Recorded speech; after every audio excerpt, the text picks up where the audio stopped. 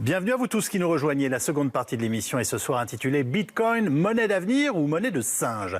C'est la bulle dont tout le monde parle, une monnaie virtuelle, sans banque centrale, dont on ne connaît pas le véritable auteur et dont la valeur a été multipliée par 10 000 en 6 ans. Bref, tout pour faire un crack, mais commençons par traduire le mot Bitcoin. C'est tout simplement la pièce numérique. Je vous présente nos invités dans un instant. Alice, c'est pas compliqué, le cours du Bitcoin ne cesse de grimper.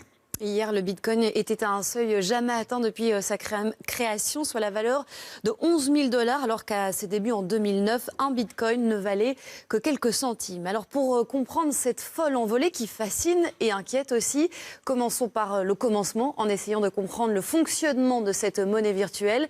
Nos équipes se sont rendues dans l'unique bureau de change physique à Paris, la Maison du Bitcoin. C'est dans le 2e arrondissement de la capitale. Reportage Julie Patin et Basile Beaune. Bienvenue à la Maison du Bitcoin. Le Bitcoin ressemble, par son fonctionnement au point de vue financier, beaucoup à celui d'un métal précieux. De la même façon que pour l'or, pour le Bitcoin, on en aura une quantité limitée qu'on ne pourra jamais dépasser. Cette limite est fixée à 21 millions. Le Bitcoin, une monnaie numérique qui fascine, et nombreux sont ceux qui essaient d'y comprendre quelque chose. À l'origine, c'est un moyen de paiement qui sert principalement sur Internet. Une monnaie virtuelle qui ne dépend d'aucun État, sans pièces ni billets de banque et sans autorité de régulation. Tout son fonctionnement repose sur son réseau d'utilisateurs qui stockent tous des morceaux d'informations cryptées et sécurisent ainsi les transactions. Pour s'en servir, il suffit de se créer sur Internet un portefeuille de bitcoins. Alors, comme avec n'importe quelle devise, on peut changer ses euros en bitcoin. Les premières années, cette monnaie avait une réputation sulfureuse, anonyme, à l'abri du contrôle des autorités. Le bitcoin a longtemps été utilisé pour des transactions illicites sur Internet. Et pour ajouter au mystère qui entoure cette monnaie, son créateur reste secret. On ne connaît qu'un pseudonyme, Satoshi Nakamoto. Aujourd'hui, 8 ans après la création du Bitcoin, plus de 3 millions de personnes détiennent un compte. Il existe même des bureaux de change physiques, comme ici, à Paris depuis 3 ans et demi. Et les curieux s'y pressent. Nous sommes à l'ère de l'informatique, à l'ère du numérique. Et je pense qu'avec les grands progrès qui ont été faits aujourd'hui, il est très aisé de pouvoir évoluer. Et j'espère faire partie, en tout cas je rêve, de faire partie de ces pionniers qui sont à l'origine des nouvelles technologies. Ce qui fait que je suis curieux, c'est la possibilité de pouvoir miser et placer son argent sur quelque chose qui peut apporter un retour sur investissement important. Un retour sur investissement important, car le Bitcoin n'est pas une monnaie comme une autre. Depuis sa création, son cours ne cesse de monter. Ces derniers mois, la courbe s'est affolée jusqu'à atteindre 10 000 $ hier. Concrètement, un acheteur qui aurait dépensé 1 000 $ en 2011 pour acheter des Bitcoins aurait aujourd'hui un portefeuille d'une valeur de 10 millions de dollars. Manuel Valente dirige ce bureau de change parisien. Il a observé ces dernières années l'envolée des cours et la folie autour du Bitcoin. Plus on a de monde qui s'intéresse au Bitcoin, plus le cours va augmenter, puisque les gens vont acheter davantage de Bitcoin. Et les cours sont déterminés intégralement par l'offre et la demande sur des marchés internationaux. Et c'est vraiment ça qui fait un effet boule de neige. Avec parfois quelques bonnes surprises pour les clients. Des gens qui même avaient complètement oublié qu'ils avaient acheté des bitcoins, puisqu'ils en avaient acheté des toutes petites quantités, 100, 200 €, et qui sont ensuite revenus nous voir et qui ont découvert avec beaucoup de surprise que leur portefeuille pouvait valoir 10, 15 000 €. Une rentabilité qui n'attire plus seulement les passionnés de nouvelles technologies. Là, vous avez une adresse bitcoin qui s'affiche. C'est l'adresse bitcoin de votre portefeuille. C'est l'équivalent d'un relevé d'identité bancaire. Robin et Thierry ont franchi le pas. Eux aussi veulent goûter à cet Eldorado numérique. Alors moi en fait ça fait 4 mois à peu près que j'en entends parler. J'étais sur Dublin en fait, donc avec plein de jeunes actifs et ça tout le monde en parle. Donc du coup je suis arrivé sur Paris, je lui en ai parlé parce qu'il a un petit peu plus de capital que moi et donc du coup et donc là voilà, on regarde un petit peu, on s'est fait conseiller et puis on verra quoi ce que ça donne. Et moi je fais ça dans l'optique de diversifier les placements. Mais t'en avais entendu parler beaucoup toi enfin, un petit peu comme ça, mais bon on n'est pas formé, en plus c'est pas mon banquier qui m'en parle quoi, c'est pas. Peut-être que c'est à contrario à contrario de ce que lui propose, Code Vie, PEL, etc. Ça va quoi. Et vous en avez parlé, vos banquiers ? Non. Pas encore. Non. Antoine, lui, fait partie des convaincus de la première heure. Je veux pas que les banques puissent gérer mon argent en fait. Je veux gérer mon argent, je veux pas qu'on puisse faire fructifier. Si quelqu'un fait fructifier mon argent, c'est moi et personne d'autre. Donc voilà, principalement l'idéologie et la possibilité de se faire de l'argent. La fortune par le Bitcoin, c'est la nouvelle success story de la génération Internet. À l'image de ce jeune homme, Eric Finman, un Américain qui a investi à 14 ans ses $1000 d'économie dans le Bitcoin. J'avais 18 ans quand je me suis fait mon premier $1 million. Et on se sent comment ? Plutôt pas mal. Le Bitcoin est pour l'instant la star des crypto-monnaies, la plus emblématique. Mais il en existe des milliers d'autres qui, elles aussi, attirent de plus en plus d'investisseurs. Tout cela est passionnant. Avec nous ce soir, pour débattre de cette monnaie réelle ou monnaie de singe, Irène Inchospé, qui est journaliste au quotidien L'Opinion. Vous y avez en charge les questions économiques et sociétales. L'Opinion fait sa une aujourd'hui sur votre enquête. Bitcoin, art, foot, dette, les bulles pullulent. Alexandre Stachenko est cofondateur de Blockchain Partner, le leader du Conseil français sur les crypto-monies. Pardonnez-moi, ça peut être aussi une manie d'ailleurs. Vous travaillez notamment avec la Banque de France et vous présidez aussi l'association des acteurs français de la blockchain, la technologie qui sécurise le Bitcoin. Nous allons y revenir très largement. Enfin, Jean-Baptiste Giraud est éditorialiste économique à Sud Radio, rédacteur en chef d'Économie Matin et sur votre site cet article, le Bitcoin, monnaie pour un monde fini. Quand il y a une bulle, elle éclate, Irène Inchospé? En principe, oui. Et là, il me semble qu'on est vraiment dans la bulle. D'ailleurs, les gens qui rentrent en ce moment, c'est parce qu'ils espèrent que de 10 000, ça va passer à 20 000, 30 000. Donc c'est vraiment quand même de la spéculation pure. Je rappelle que la crise des tulipes en 1637, avec un oignon de tulipe, on pouvait s'acheter un immeuble à Amsterdam. Alors, vous voyez un peu... Avec un oignon de tulipe, oui. On pouvait vraiment s'acheter un immeuble à Amsterdam. Voilà. Donc, et donc aussi, c'est aussi le fait que maintenant, on a des banquiers qui rentrent. Vous savez, Goldman Sachs qui va créer une petite équipe. On a JP Morgan qui va aussi. Et là, je pense que je vais être gentil, je ne vais pas dire les hyènes. Je vais dire que quand les fauves arrivent sur le marché, je pense que l'antilope est en grand danger. Donc, je pense que là, on est vraiment dans une bulle. Ça a pris 1000% depuis le début de l'année. Ça n'a aucune justification autre que les gens qui achètent en espérant gagner plus, en espérant qu'un jour ça va monter à 20 000, 30 000. Donc c'est très superficiel. Alors je ne peux pas vous dire que ça va éclater demain, parce que je suis pas, j'ai pas de dons, mais ça n'a aucun fondement. Donc des gens se disent, oui, peut-être que ça va éclater, mais que ça sera à 40 000 $. Donc moi je m'inquiète beaucoup de voir des gens placer leur épargne, voir une partie de leur retraite, et j'aimerais que le régulateur fasse un peu plus attention à ce qui se passe. Là aussi on va y revenir. Vous trouvez ça inquiétant, Jean-Baptiste Giraud, objectivement? Non, pour moi, c'est un marqueur, c'est un signal que la confiance dans les monnaies fiduciaires traditionnelles, le dollar, l'euro et d'autres, est en train de se déliter. D'ailleurs, vous le prenez à l'envers, en fait. Vous dire, si on s'intéresse à cette monnaie-là, à cette monnaie virtuelle, c'est que les autres monnaies, d'une façon ou d'une autre, font défaut. Mais vous avez entendu dans le reportage, l'investisseur a dit « je diversifie mes placements ». On entend qu'il place de l'argent, manifestement en euros, en monnaie de compte, sur de l'assurance vie ou autre. Et il se dit si j'en mettais ailleurs, un endroit où, en cas de soucis, je ne serai pas impacté. Il est manifestement évident que si une monnaie fiduciaire demain, par exemple l'euro, comme ça a été quand même à la une des journaux pendant plusieurs mois, voire plusieurs années, devait avoir un gros pépin, il vaut mieux avoir son argent ailleurs dans autre chose. Est-ce que vous comprenez que ça fasse peur, vous qui êtes très proche de tout cet univers?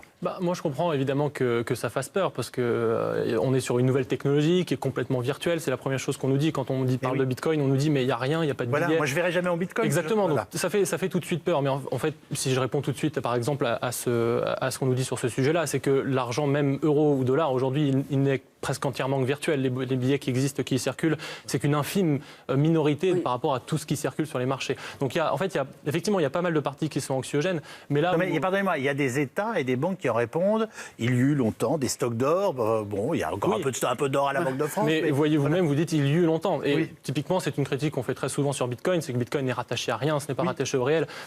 Si je suis un peu provocateur, l'euro, le dollar n'est absolument rattaché à rien non plus. Vous n'êtes pas du tout provocateur, c'est la réalité. L'euro et le dollar ne sont rattachés à rien. Quelqu'un décide d'émettre de l'euro, il le fait. Le Bitcoin, lui, et c'est là que je voulais être un peu plus provocateur, c'est que lui est plus rattaché au réel. Pourquoi ? Parce qu'il coûte de l'énergie à produire.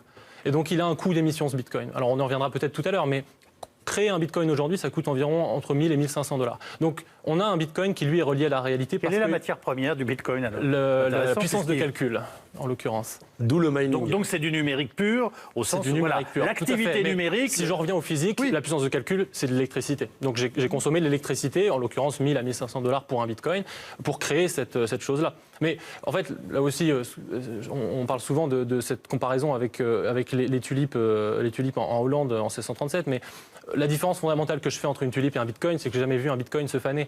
Le Bitcoin, il a une pérennité. Je ne peux pas aller le... Je sens qu'il y aura une réponse, mais effectivement, le Bitcoin a une pérennité qui n'est décidée en l'occurrence par personne. Alors après, j'enjoins évidemment tout le monde à comprendre comment ça fonctionne et à ne pas... J'ai vu certains dans ce reportage qui y vont et qui disent « je ne sais pas trop ce que c'est, je mets de l'argent ». Ça, c'est un comportement typiquement que je n'incite pas les gens à avoir. Il faut comprendre... Qu'est-ce que vous recommandez alors ? D'abord comprendre la technologie et la monnaie, c'est-à-dire comment elle fonctionne, qui il y a derrière. Alors quand je dis qu'il y a derrière, il n'y a pas de banque centrale, mais il y a des développeurs qui font tourner le code, il y a des nœuds, il y a des acteurs, il y a des gens qui font tourner tout ça. Une fois qu'on a compris les risques, une fois qu'on a compris ce qui se passe, une fois qu'on a compris pourquoi on y allait. En l'occurrence, très souvent, on y va typiquement pour diversifier, ou bien parce que si je prends un cas d'usage beaucoup plus concret, on oublie très souvent que la banque s'est réservée à qui ? À ceux qui sont bancarisés. Nous avons plus de la moitié des adultes sur cette planète qui ne sont pas bancarisés. Comment ils font ? Ils font pas. Ils utilisent du cash, du physique. Mais enfin, c'est compliqué d'envoyer du cash en physique d'un village à un autre, par exemple. Donc, au contraire, en Afrique, ils utilisent justement en Afrique, pour le coup, il y a des villages qui utilisent déjà Bitcoin en tant que remplacement du cash. Ou bien au Venezuela, quand votre inflation est à 10 000%, vous avez peut-être envie de stocker votre argent quelque part. Ah, c'est sûr que pour les Vénézuéliens, ça pouvait être éventuellement une bonne période. Ils se font traquer en ce moment. Voilà, un bon achat intermédiaire. Non, juste une question, j'y reviens. Est-ce qu'on peut imaginer que demain je fasse mes courses et que je paye avec ma carte en Bitcoin ? Alors, surtout aujourd'hui, pour cette crypto-monnaie, typiquement Bitcoin, aujourd'hui, elle s'éloigne de plus en plus de sa valeur de monnaie.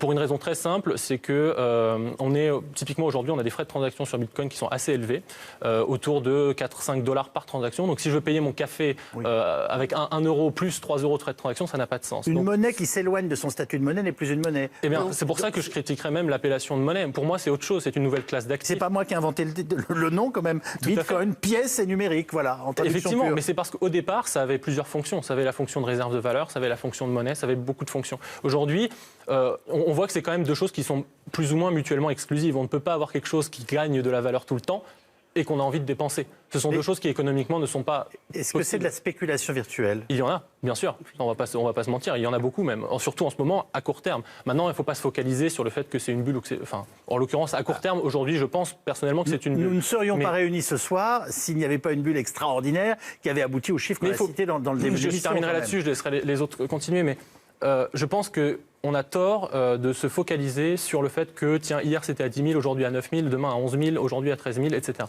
C'est pas le sujet. Le sujet, c'est qu'effectivement, il y a un engouement, et je pense que Jean-Baptiste l'a pris par le bon côté. Ça, il y a un engouement qui dépasse le simple fait que je vais faire de l'argent. C'est pour ça qu'il y a un engouement. Ça ne peut pas vous échapper. Enfin, je vais peut-être vous surprendre, mais un sondage fait par bitcoin.fr, en l'occurrence, qui est assez bien placé pour connaître les gens qui font du Bitcoin, a posé la question aux gens qui avaient du Bitcoin. Pourquoi vous avez du Bitcoin ?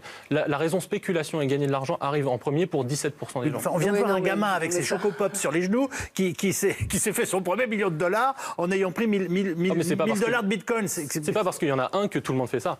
On est d'accord. Mais je ne suis pas en train de nier que ça n'existe pas. On ne peut pas contourner cette idée. Alors, Irène Chospé, vos inquiétudes ? Oui, les inquiétudes. D'abord, je ne peux pas laisser dire que l'euro et le dollar n'ont rien à voir avec le réel quand même. L'euro et le dollar ont tout à fait à voir avec l'économie réelle. Ils irriguent l'économie réelle et la monnaie, ça ne peut pas être uniquement une écriture algorithmique. La monnaie, c'est un contrat de confiance. Je suis bien d'accord. Passé entre les citoyens et les gens qui l'utilisent. Donc non, ça, je ne peux pas pas Sauf les. que quand une banque centrale Non, mais dit je vais attendez. créer des milliards, 1000 milliards d'euros d'un claquement de doigts, alors que mes règles m'interdisent de le faire, le contrat de confiance, il prend quand même un Mais sacré le coup de contrat canif de confiance, dans le écoutez, ventre. je vais vous dire, le stock de Bitcoin, aujourd'hui, il y a 16,5 millions, je crois, de Bitcoin. 160 milliards d'euros. Qu'on estime à 200 milliards d'euros. Vous avez actuellement 20 milliards de billets en euros pour une contre-valeur de 1100 milliards d'euros et vous avez 40 milliards de billets en dollars. Donc il faut quand même relativiser. Moi, je pense que c'est une...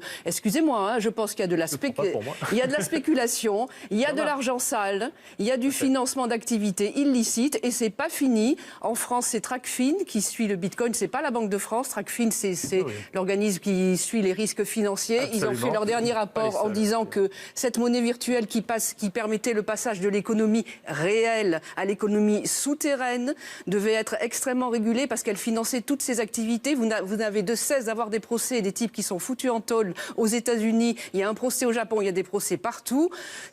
Pour moi, le Bitcoin, franchement, c'est une énorme blanchisseuse. Qu'est-ce que vous voulez que je C'est vous une dise énorme blanchisseuse. C'est une énorme blanchisseuse. Le truc au départ est génial. La blockchain, c'est un truc absolument génial et révolutionnaire. Ça, je le reconnais volontiers. Ça, si le Bitcoin meurt, la blockchain restera et c'est très bien parce que c'est une invention géniale. Mais franchement, là, on est dans un truc... Elle vient de vous dire que même sans Bitcoin, vous avez un avenir. En tout cas, pour faire une bulle, et le plateau le montre parfaitement, il faut des adeptes, mais aussi des détracteurs. Alice. Et on vient de le voir. Pour les premiers, c'est une révolution technologique. Pour les seconds, une hystérie spéculative, une bulle qui finira par exploser. Ce qui est sûr, c'est que, selon plusieurs spécialistes de la question, si l'envolée de la devise électronique continue à ce rythme-là, alors le dernier Bitcoin devrait être émis en 2140. Reportage Antoine Magnan et Louis Sibyl. Le débat grandit autant que le cours de la devise. Partout dans le monde, les plus grands experts sont invités à donner leur avis sur le Bitcoin. Le débat hystérise et même les monstres sacrés de la finance changent d'avis. Il y a un mois, le patron de JP Morgan se prononçait contre. Aujourd'hui, d'après le Wall Street Journal, il envisagerait de proposer à ses clients l'accès au Bitcoin. Alors, la crypto-monnaie a-t-elle encore de beaux jours devant elle ? Dans cette salle de marché parisienne, les traders n'y croient pas. C'est une bulle qui va exploser. Après, c'est tout le problème des bulles. On ne sait pas à quel moment elles vont exploser. On n'a pas le timing, sinon ce serait trop simple. Mais au final, ça finira comme la Tulip Mania, avec une forte baisse. Ça peut être dans les prochaines semaines, dans les prochains jours, dans les prochains mois. La Tulip Mania, ou crise du bulbe de tulipe. Au XVIIe siècle, l'engouement pour la fleur est tel que le nombre et le prix des tulipes atteignent des sommets. La première bulle spéculative de l'histoire, étrangement semblable à l'évolution actuelle du Bitcoin. Alors c'est très simple, hein, on le voit, les 15 plus grandes bulles qui ont éclaté depuis 1600. On a la Tulip Mania, la plus forte bulle, et après on a le Bitcoin qui est juste derrière. Donc clairement, on voit sur ce graphique-là, on avait la Tulip Mania qui avait atteint ces niveaux-là, et ensuite on a vu un fort décrochage, on est arrivé à presque zéro. Quand on voit ce niveau-là, on se dit qu'on n'est plus très loin du niveau des Tulip Mania et qu'on connaît le fin mot de l'histoire. Une analogie reprise par la grande majorité des économistes, mais pas de quoi en alarmer certains, pour qui le Bitcoin demeure toujours une valeur sûre. Je voudrais contredire l'idée que le Bitcoin serait une pure bulle. C'est totalement faux. Quand on étudie cette monnaie, on se rend compte qu'il y a une vraie valeur intrinsèque. Alors déjà, c'est un système de paiement qui est très efficace et qui est très peu coûteux. Donc c'est une ressource rare. Le Bitcoin est à peu près au prix du mètre carré à Paris. Moi, je considère qu'il vaut mieux investir dans le Bitcoin que dans la pierre à Paris. Et c'est tout à fait un investissement que je conseille. Un investissement qui commence à montrer certains signes de fragilité, comme hier, quand il atteint pour la première fois de son histoire les 10 000 $. Là, on est dans la salle de marché, sur le coin qui est spécialisé sur le Bitcoin. Clairement, hier, on a eu un fort décrochage sur le marché du Bitcoin. On a perdu presque 21%. La baisse qu'on attend sur les marchés du Bitcoin, c'est pas uniquement cette baisse de 20%. Même si sur les marchés financiers, un crack boursier, c'est 20% de baisse, c'est plutôt de l'ordre de 50-60% la baisse qu'on attend sur le Bitcoin. Résultat, aujourd'hui, le Bitcoin est redescendu sous la barre des 10 000 $, comme victime de son propre succès. Alors évidemment, comme toujours dans ce genre d'histoire, on passe successivement par des sentiments, des curiosités et des humeurs qui varient à chaque instant en entendant les arguments de l'un et de l'autre. Jean-Baptiste Giraud. Je vais vous faire en exclusivité mondiale l'explosion de la bulle du Bitcoin. Allez-y. Pourquoi ? Parce qu'on parle de 160 milliards de dollars, là, aujourd'hui, puisque le Bitcoin a baissé. Or, Irène a donné les chiffres de la monnaie fiduciaire, mais papier et pièces, en circulation en Europe et dans le monde. La monnaie électronique, parce que c'est celle qui nous intéresse, votre compte en banque, c'est de la monnaie électronique. Vous n'avez pas à la banque des billets qui vous attendent. C'est 10 000 milliards d'euros. L'Europe, c'est 10 000 milliards d'euros. Et je ne vous parle même pas de la monnaie en circulation libre dans le monde. Que voulez-vous me dire par là ? 160 milliards. 10 000 milliards d'euros. On est en train de parler d'un pouillème. C'est microscopique. C'est une bulle qui fera, si jamais elle devait exploser, ça ferait des micro-dommages collatéraux, sauf les quelques-uns qui ont mis beaucoup d'argent dedans. Mais tous les autres, c'est marginal. Je prends l'exemple que nous citait tout à l'heure Irène Chospé parce qu'il est important. Contrairement à ce qu'on raconte, les seniors aujourd'hui, ils sont très présents sur Internet, ils s'intéressent, ils font des placements et il y en a un certain nombre, c'est très clair, qui sont intéressés aux bitcoins.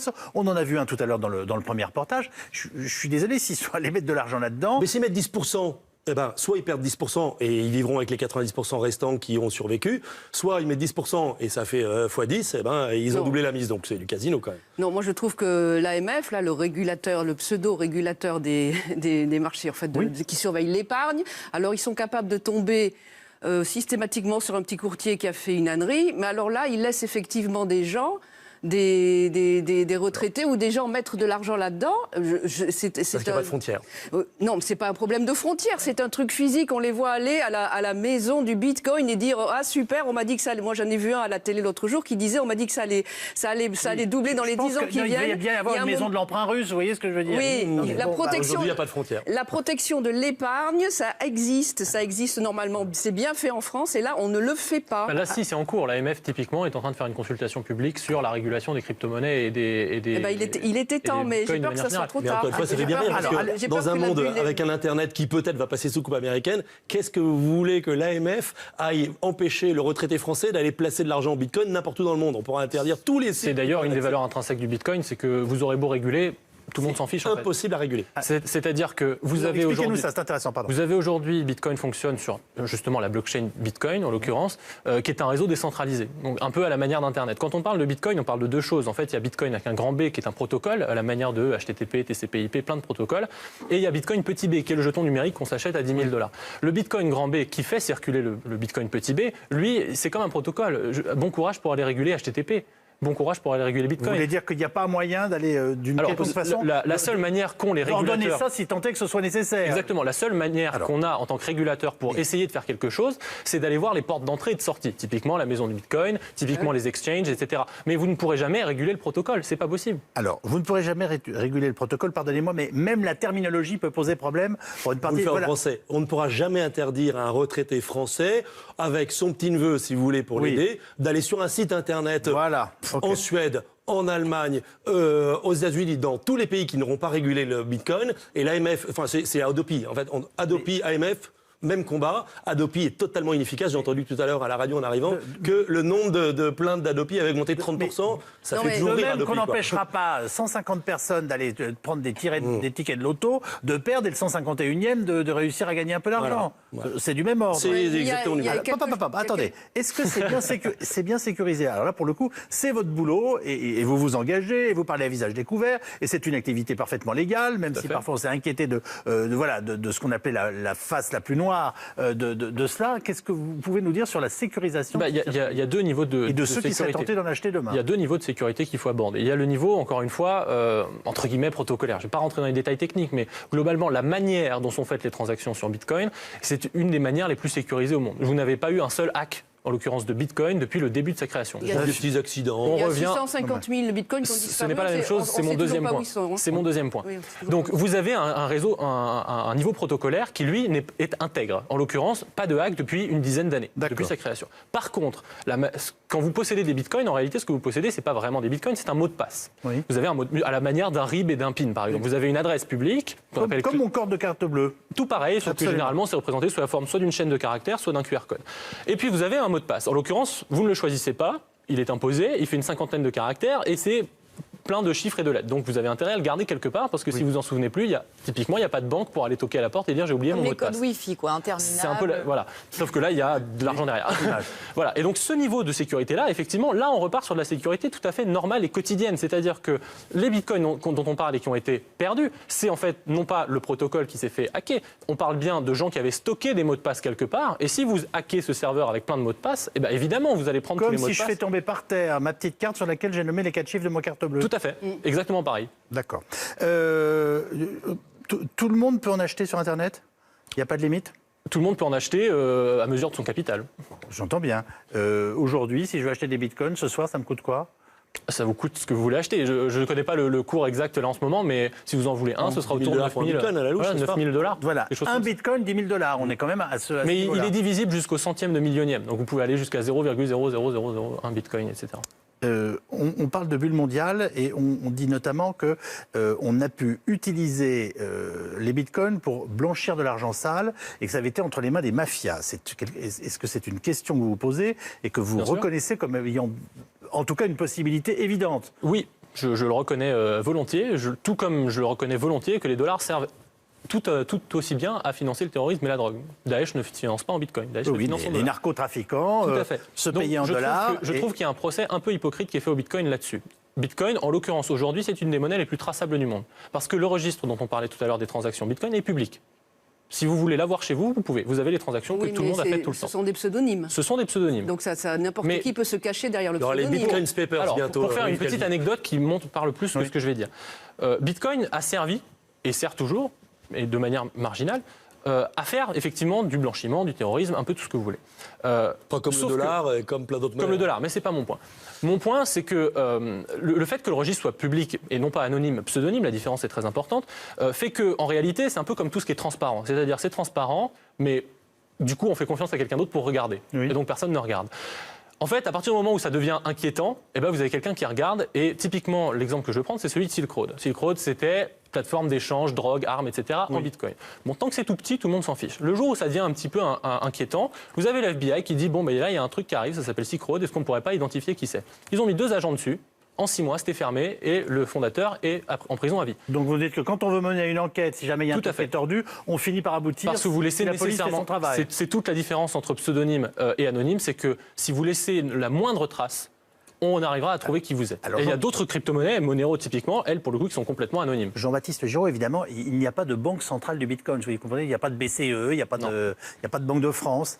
Psychologiquement, ça peut faire peur, en dépit de votre pessimisme sur la qualité de ces maisons. Oh, c'est pas du pessimisme, mais est-ce que la BCE, est-ce que la Banque fédérale américaine sont si indépendantes que cela, alors que les statuts qui les dirigent et les gouvernent le disent et les dictent ?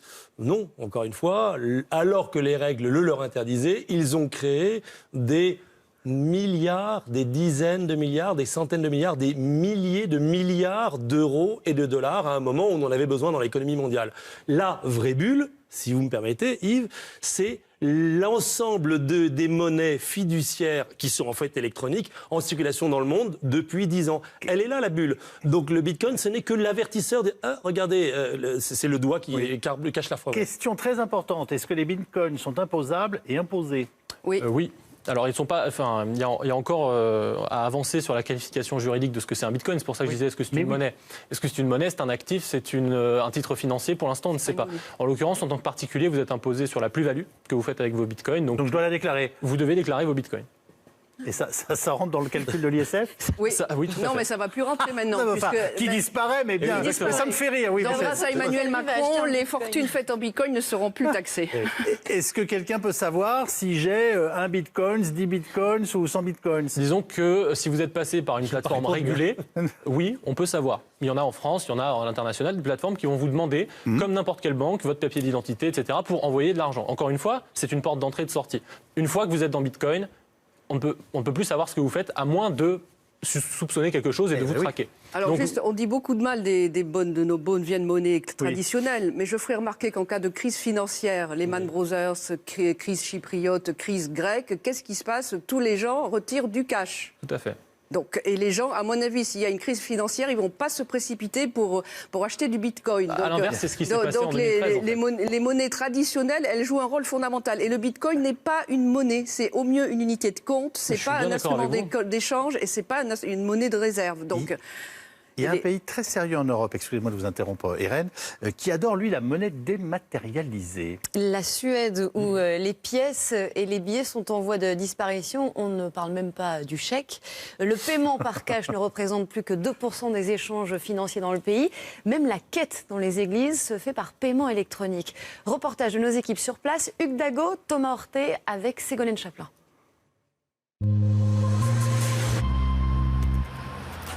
À Stockholm, impossible d'acheter un ticket de métro avec de la monnaie. L'unique fente est destinée aux cartes bancaires. Pour les Suédois, c'est devenu un réflexe. Le cash a pratiquement disparu de leur vie. Je n'ai presque plus jamais d'argent liquide sur moi. C'est plus sûr. Pour les petits commerces et même pour nous, ça évite de se faire voler. Je pense que la plupart des Suédois payent désormais par carte. Vous savez, mon fils a reçu des couronnes de la part de son grand-père, des pièces. Il me les a montrées.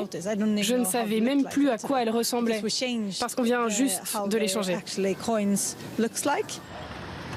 Le cash, une histoire tellement ancienne que certains commerces se permettent même de refuser les paiements en monnaie.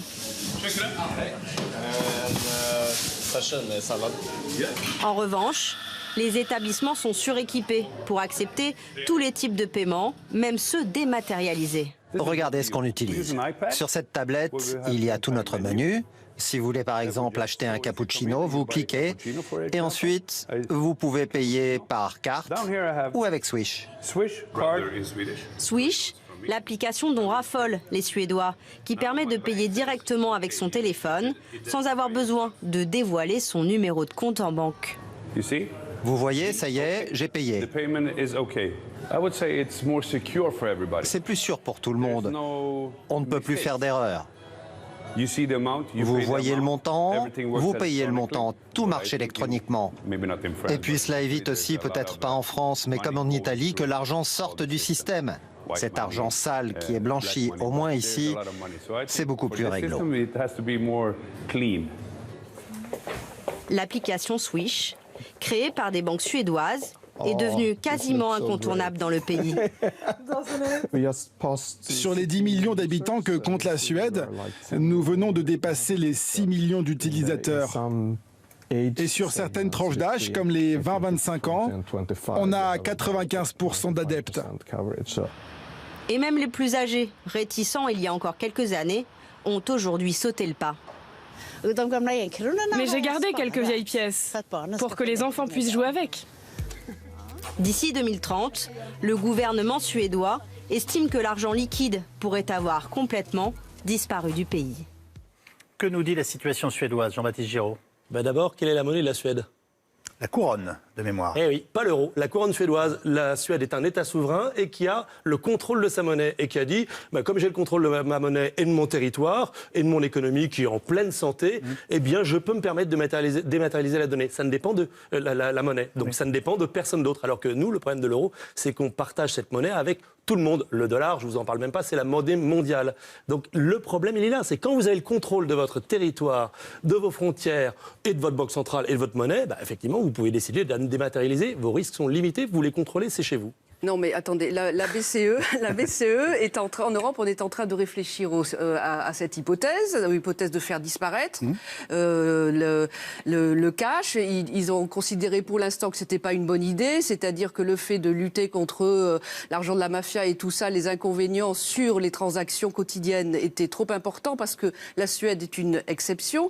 Il y a une étude de la BCE, justement de 2016, qui dit que en moyenne, dans les pays européens, 79% des transactions dans les commerces, les magasins, se font en cash. Ça c'est en valeur. Ça, en Allemagne, c'est 95%. Voilà, c'est en valeur et c'est en volume et en valeur, si vous voulez, c'est 55%, donc c'est colossal. Donc ça va, si ça disparaît, le cash, ça sera dans 10 à 20 ans. Et au passage, si le cash disparaît, c'est quand même une petite privation de liberté, parce que quand on sera tous dans des monnaies virtuelles et tous traçables, n'importe qui pourra savoir, effectivement, pourra suivre qu'est-ce que vous avez dépensé, à quel moment et tout ça. Donc quand même... Oui, la société sans cash a des aspects obscurs. Elle aussi. La société sans cash a des aspects liberticides. Il faut malgré tout mettre en perspective ce dont on parle. Vous avez combien d'argent dans votre porte-monnaie, Yves Calvi? Et les auditeurs, les téléspectateurs qui nous regardent, combien ont-ils d'argent liquide à la maison? Et combien ils ont sur leur compte en banque? Et combien ils ont reçu aujourd'hui avec leur virement? Et tous les artisans à qui on paye une partie des travaux au noir et les travaux au noir qui explosent. L'argent liquide pèse quelques pourcents de l'intégralité de l'argent virtuel en circulation. Oui, c'est ça qu'il faut garder en tête. Il y a 100 ans, 100% des transactions se faisaient en francs, or, en papier, billet. Aujourd'hui, 79% des transactions sont en cash. Mais l'argent est stocké à 95% dans des ordinateurs. Mais l'important, c'est ce que vous en faites de votre argent. C'est pas le fait que vous ayez à la banque. La banque vous donne toujours des billets si vous allez les chercher. C'est pas virtuel. C'est le principe même du bank run, c'est que le jour où... Non, mais bien entendu, mais franchement... Il y a 300 000 personnes qui regardent cette émission ce soir. Si les 300 000 personnes vont demain matin dans leur banque pour retirer de l'argent, bank run. Mais non, bien sûr que 300 000 personnes qui me retiraient simultanément l'intégralité de leur compte. Vous est dans bank run, c'est connu. Vous pouvez dire 400 000. Alors, mais donc 400 000. 400 000, c'est la bank run, c'est carrément un crash systémique. Il y a quelque chose que j'aimerais quand même tirer au clair. Satoshi Nakamoto. Merci. Bon, alors, on ne sait pas. Oui, on ne sait pas qui est le créateur de la machine infernale et pleine de charme que nous décrivons ce soir. On a à un moment suggéré que ça pouvait être Elon Musk, le patron de Tesla. Non mais voilà, mais vous trouvez ça rassurant? Certains disent qu'il n'existe même pas d'ailleurs. Oui. Alors, vous êtes un garçon très équilibré. Moi j'aurais tendance à vous faire confiance. Et je me dis mais qu'est-ce qu'il fout là-dedans ce gars-là? Donc, vous me faites confiance. Oui, n'hésitez pas à me donner tout votre argent.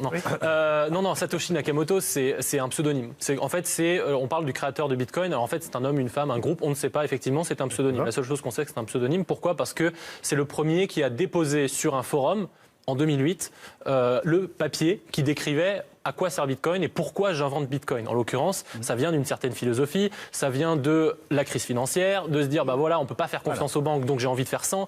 Donc il y a tout un C'est important que vous racontiez aussi cette histoire parce qu'elle donne une crédibilité, en tout cas une dimension idéologique au sens non péjoratif du terme à cette histoire.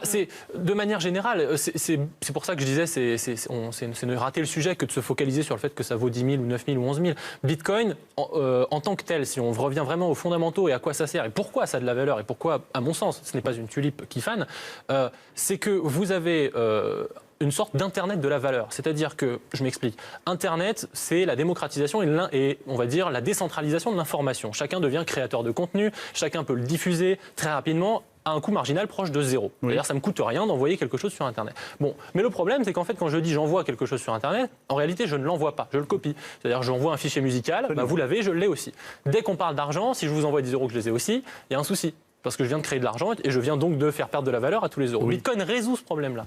Mais Bitcoin, c'est le premier protocole historiquement qui va dire ce bout d'information-là, que j'envoie d'un ordinateur à un autre, eh bien, il n'existe plus sur l'ordinateur de départ. Et ça a des implications absolument énormes, parce que vous arrivez à créer de la rareté numérique, c'est-à-dire une série de 0 et de 1, vous garantissez qu'elle a une valeur, en l'occurrence 9 000 $. Mais on s'en sert pour plein d'autres choses derrière, du vote, des actions. Vous avez un livret de caisse d'épargne? Oui. Bon, non, je voulais juste savoir. Non, mais moi, je ne suis pas full Bitcoin, c'est ça la question. Si les fondements idéologiques que je peux comprendre, c'est-à-dire que après la crise financière, que la monnaie est une chose trop sérieuse pour être laissée aux États et aux banques centrales. Très bien. Pourquoi la personne qui a déposé ne se dévoile pas? Pourquoi elle se cache toujours sous un pseudonyme? Parce que la plupart des gens disent qu'elle est morte, en fait, cette personne. En fait, elle n'a pas touché à ses Bitcoins depuis plusieurs années. Donc, et je vous dirais, c'est comme Homère et Shakespeare, quoi. On ne sait pas s'ils ont existé ou bien s'ils étaient plusieurs. Mais en fait, vous n'avez pas besoin, c'est tout ça, toute la philosophie Bitcoin. Vous vous en fichez de savoir qui est derrière. Vous avez un code qui est ouvert, que tout le monde peut lire. On s'en fiche. Vous, oui. Visiblement, Irène Inchospé, non. Disons que la qualité du code ne dépend pas. C'est ce qui fait tout l'intérêt de notre réunion ce soir. Merci beaucoup, les uns et les autres, d'avoir participé à la seconde partie de l'émission. 20h, l'événement est bien entendu, lui aussi rediffusé ce soir sur CNews. Dans un instant, 20h la culture, nous recevons Brigitte, autrement dit Sylvie O'Haraud et Aurélie Saada. Elles viennent nous voir avec leur 3e album, Nu au pluriel. Tous leurs fans l'attendaient. À tout de suite.